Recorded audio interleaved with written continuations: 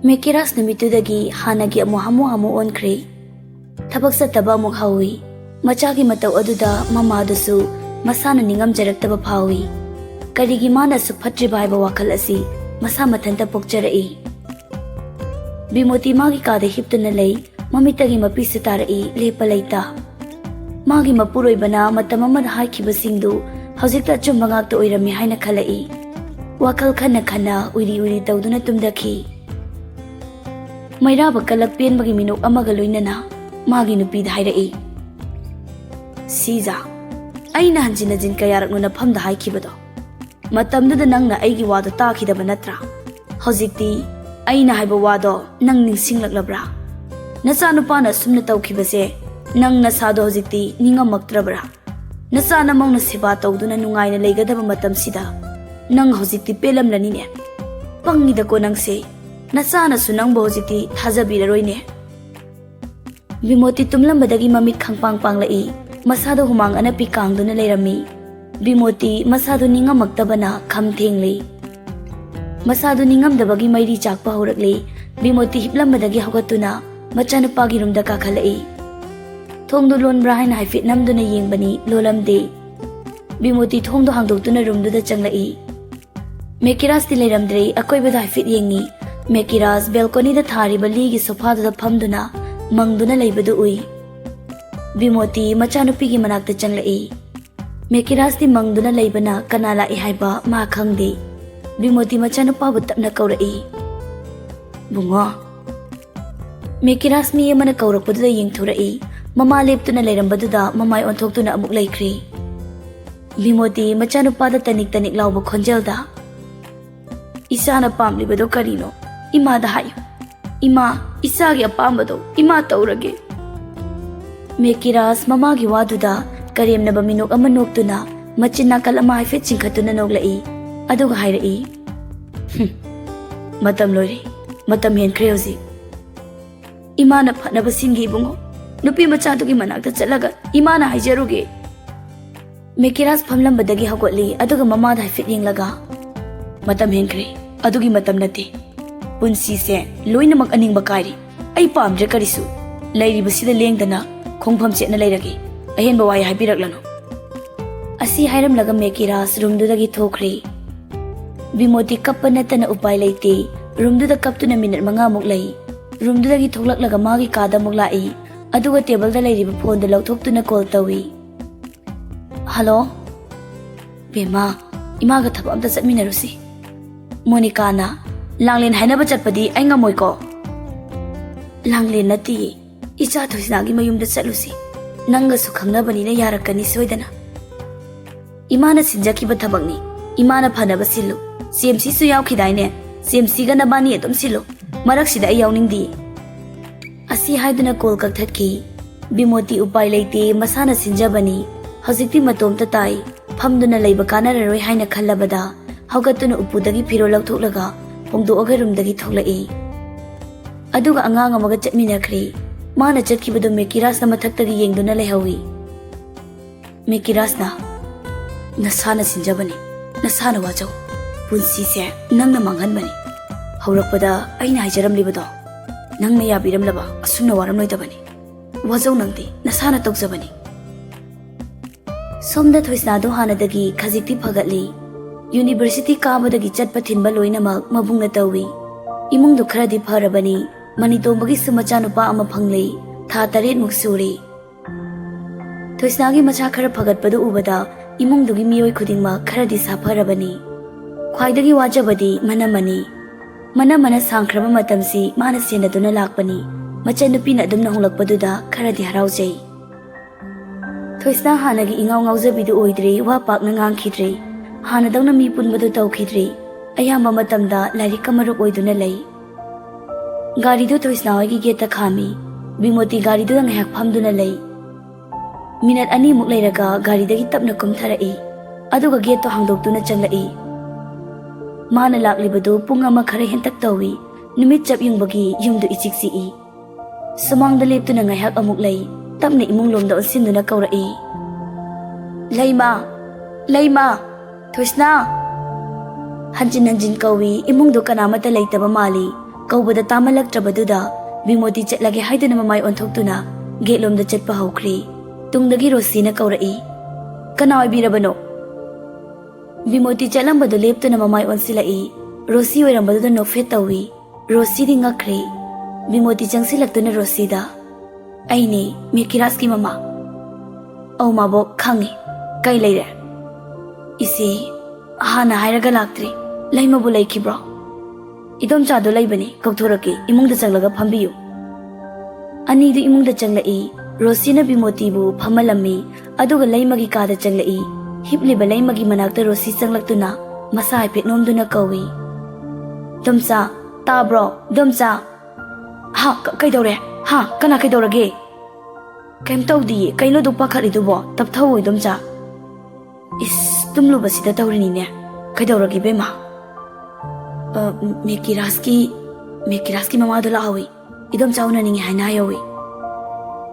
ꯂꯩꯃ ꯉꯛꯂꯞꯅ ꯔꯣꯁꯤꯗ ꯌꯦꯡꯗꯨꯅ ꯂꯩ, ꯄꯥꯎꯈꯨꯝꯗꯤ ꯈꯨꯝꯂꯛꯇꯦ꯫ ꯔꯣꯁꯤꯅ ꯑꯃꯨꯛ ꯍꯥꯏꯔꯛꯏ, "ꯏꯗꯣꯝꯆꯥ ꯃꯄꯥꯟꯗ ꯐꯝꯗꯨꯅ ꯂꯩꯍꯧꯏ, ꯊꯣꯛꯄꯤꯔꯛꯎ. ꯊꯣꯏꯕꯤ ꯍꯜꯂꯛꯇ꯭ꯔꯤꯉꯩ ꯑꯃꯨꯛꯇ ꯊꯥꯗꯣꯛꯈ꯭ꯔꯁꯤ, ꯅꯠꯇ꯭ꯔꯕꯗꯤ ꯁꯣꯏꯗꯅ ꯍꯥꯟꯅꯒꯤ ꯐꯤꯕꯝꯗꯨꯗ ꯇꯥꯔꯅꯤ." ꯂꯩꯃ ꯍꯧꯒꯠꯂꯛꯇꯨꯅ ꯔꯨꯝꯗꯨꯗꯒꯤ ꯊꯣꯛꯂꯛꯏ, ꯑꯗꯨꯒ ꯔꯣꯁꯤꯒ ꯃꯕꯥꯅꯤꯁꯨ ꯐꯝꯃꯤ꯫ ꯕꯤꯃꯣꯇꯤ ꯉꯥꯏ ꯉꯝꯗꯕꯒꯤ ꯃꯇꯧꯗ ꯊꯣꯡꯗ ꯌꯦꯡꯗꯨꯅ ꯂꯩꯔꯝꯃꯤ꯫ ꯂꯩꯃ ꯊꯣꯛꯂꯛꯄ ꯎꯕꯗ ꯅꯣꯛꯐꯦꯠ ꯇꯧꯏ꯫ ꯃꯥꯅ ꯍꯥꯟꯅ ꯇꯧꯈ꯭ꯔꯤꯕꯁꯤꯡꯗꯨꯒꯤ ꯈꯜꯂꯒ ꯃꯥ ꯇꯁꯦꯡꯅ ꯏꯀꯥꯏ, ꯑꯗꯨꯕꯨ ꯃꯆꯥꯅꯨꯄꯥꯒꯤ ꯈꯜꯂꯒ ꯃꯐꯝꯁꯤꯗ ꯂꯥꯛꯂꯤꯕꯅꯤ꯫ ꯂꯩꯃ ꯊꯥꯔꯤꯕ ꯁꯣꯐꯥꯗꯨꯗ ꯐꯝꯊꯩ꯫ ꯔꯣꯁꯤ ꯑꯅꯤꯗꯨꯗ ꯌꯦꯡꯂꯒ, "ꯉꯥꯏꯍꯥꯛ ꯋꯥꯔꯤ ꯁꯥꯟꯅꯕꯤꯔꯝꯃꯨ, ꯑꯩ ꯊꯛꯅꯕ ꯄꯣꯔꯛꯀꯦ." "ꯌꯥꯔꯦ ꯌꯥꯔꯦ, ꯁꯦꯝꯂꯨꯔꯅꯨ, ꯋꯥꯅꯕꯅꯤ ꯏꯕꯦꯝꯃ. ꯀꯨꯏꯔꯣꯏꯌꯦ, ꯉꯥꯏꯍꯥꯛ ꯂꯩꯕꯤꯔꯝꯃꯨ." ꯑꯁꯤ ꯍꯥꯏꯗꯨꯅ ꯔꯣꯁꯤ ꯀꯤꯆꯟ ꯂꯣꯝꯗ ꯆꯪꯈ꯭ꯔꯦ꯫ ꯔꯨꯝ ꯑꯗꯨꯗ ꯂꯩꯔꯤꯕ ꯑꯅꯤꯗꯨ ꯋꯥ ꯉꯥꯡꯅꯗꯦ, ꯇꯨꯃꯤꯟꯅ ꯂꯩꯅꯩ꯫ ꯕꯤꯃꯣꯇꯤꯁꯨ ꯃꯁꯥꯅ ꯂꯥꯜꯂꯨꯕꯅꯤꯅ ꯋꯥꯗꯨ ꯄꯥꯛꯅ ꯍꯧꯗꯣꯛꯄ ꯉꯝꯗꯦ꯫ ꯂꯩꯃꯁꯨ ꯀꯔꯤ ꯍꯥꯏꯔꯛꯀꯅꯤ, ꯃꯆꯥꯅ ꯀꯔꯤ ꯂꯥꯜꯂꯨꯔꯦ ꯍꯥꯏꯅ ꯈꯟꯕꯗ ꯋꯥꯗꯨ ꯀꯥꯡꯊꯣꯛꯄ ꯉꯝꯗꯦ꯫ ꯉꯥꯏꯍꯥꯛ ꯑꯁꯨꯝꯅ ꯂꯩꯅꯔꯕ ꯃꯇꯨꯡ ꯑꯆꯤꯛꯄ ꯑꯗꯨꯕꯨ ꯕꯤꯃꯣꯇꯤꯅ ꯊꯨꯒꯥꯏꯔꯛꯏ, "ꯂꯩꯃ, ꯏꯆꯦ ꯌꯥꯝꯅ ꯂꯥꯟꯈ꯭ꯔꯦ꯫ ꯑꯩꯒꯤ ꯑꯅꯤꯡꯕ ꯑꯄꯥꯝꯕꯗꯣ ꯏꯆꯥꯒꯤꯁꯨ ꯑꯅꯤꯡꯕ ꯑꯄꯥꯝꯕ ꯑꯣꯏꯍꯟꯒꯅꯤ ꯍꯥꯏꯅ ꯈꯜꯂꯨꯕ ꯑꯩ ꯌꯥꯝꯅ ꯂꯥꯜꯂꯦ꯫ ꯍꯧꯖꯤꯛ ꯑꯩꯒꯤ ꯏꯆꯥꯗꯣ ꯑꯉꯥꯎꯕ ꯑꯃꯒ ꯄꯥꯡꯈꯛ ꯑꯣꯏꯗꯨꯅ ꯂꯩꯔꯦ꯫ ꯆꯥꯎ ꯊꯛꯎ ꯌꯥꯔꯛꯇ꯭ꯔꯤꯁꯦ ꯌꯥꯝ ꯀꯨꯏꯔꯦ꯫ ꯏꯆꯦꯅ ꯂꯥꯟꯈꯤꯕ ꯄꯨꯝꯅꯃꯛ ꯑꯄꯪꯕꯤꯅꯤ ꯈꯜꯂꯒ ꯏꯆꯦꯕꯨ ꯉꯥꯛꯄꯤꯌꯨ꯫ ꯂꯩꯃ, ꯏꯆꯦ ꯌꯥꯝꯅ ꯂꯥꯟꯈ꯭ꯔꯦ." ꯕꯤꯃꯣꯇꯤ ꯑꯁꯤ ꯍꯥꯏꯔꯒ ꯍꯤꯒꯤ ꯀꯞꯂꯦ꯫ ꯂꯩꯃ ꯕꯤꯃꯣꯇꯤꯅ ꯉꯥꯡꯂꯤꯕꯗꯨ ꯇꯥꯏ, ꯑꯗꯨꯕꯨ ꯄꯥꯎꯈꯨꯝ ꯈꯨꯝꯗꯦ꯫ ꯕꯤꯃꯣꯇꯤ ꯃꯈꯥ ꯑꯃꯨꯛ ꯇꯥꯔꯛꯏ, "ꯂꯩꯃ, ꯌꯥꯔꯒꯗꯤ ꯑꯉꯥꯡ ꯑꯅꯤꯁꯦ ꯂꯥꯞꯊꯣꯛꯅꯍꯜꯂꯒꯨꯝꯁꯤ꯫ ꯏꯆꯦ ꯂꯥꯟꯈ꯭ꯔꯦ, ꯇꯁꯦꯡꯅ ꯏꯆꯦ ꯂꯥꯟꯈ꯭ꯔꯦ꯫ ꯃꯔꯥ ꯂꯩꯖꯗ꯭ꯔꯕ ꯑꯉꯥꯡ ꯑꯅꯤꯁꯦ ꯍꯟꯖꯤꯟꯅꯍꯜꯂꯁꯤ, ꯂꯨꯍꯣꯡꯅꯕ ꯇꯧꯔꯁꯤ꯫ ꯃꯥꯡꯒꯣꯜ ꯀꯥꯔꯛꯑꯣ ꯍꯥꯏꯔꯕꯁꯨ ꯑꯩ ꯀꯥꯔꯛꯑꯒꯦ ꯂꯩꯃ."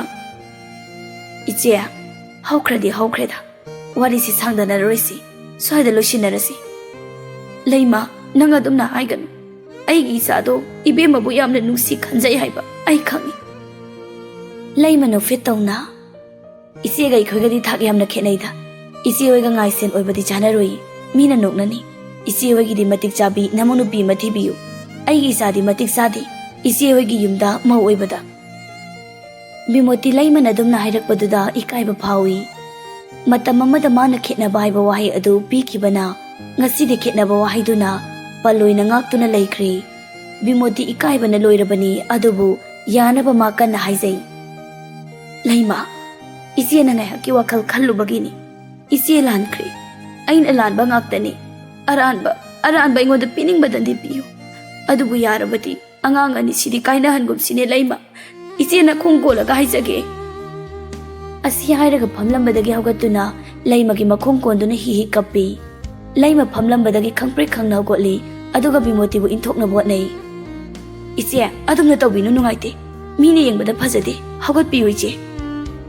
ꯂꯩꯃꯅ ꯕꯤꯃꯣꯇꯤꯕꯨ ꯍꯧꯒꯠꯄꯤ, ꯑꯗꯨꯒ ꯁꯣꯐꯥꯗꯨꯗ ꯐꯝꯍꯜꯂꯤ꯫ "ꯏꯆꯦ, ꯋꯥꯔꯤꯁꯤ ꯁ꯭ꯋꯥꯏꯗ ꯁꯨꯝ ꯂꯣꯏꯁꯤꯟꯅꯈ꯭ꯔꯁꯤꯗ.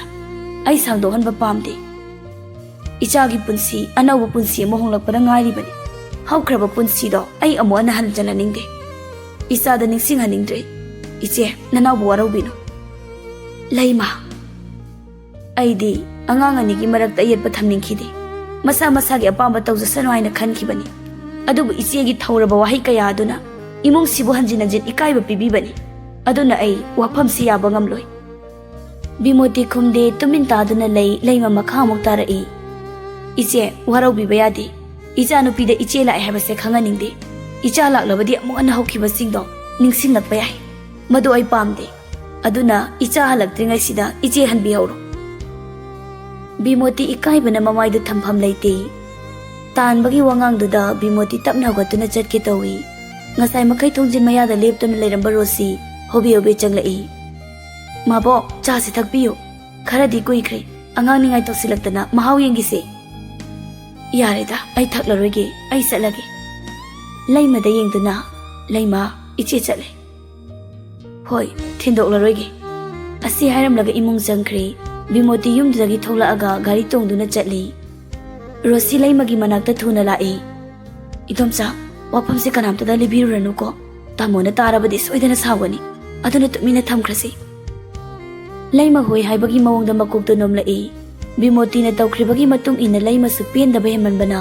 khongpham asi laukhibani imung ani muknabada mara leijadraba ani duda tai asumna tha khara hawkhre mekira su hana dawna tawkhre nongma nungthilama Rita do Bimoti hoida lai Rita sumangda leptuna Bimoti bu kaurai Rita na Bimoti tabro yumsibu kana kana lege Bimoti tabro nangbo mapanda mi kaubagi makhol tabadu Suraj thoklai kana Bimoti laikhibra aulai kauthokjarake asi haiduna changkhre Suraj na pau tambadagi Bimoti se thoklai Rita oirambadi to khitang khautak chai noksinaduna yam thajadeda lao lao tumina lesin khibadada laklibani manungda phamnaga wari sasi lao Bimoti na mang thaduna imungda changkhri Rita su tung inarai ani do sofa da phamthai Rita na kaino tumina laikhrisibo Rita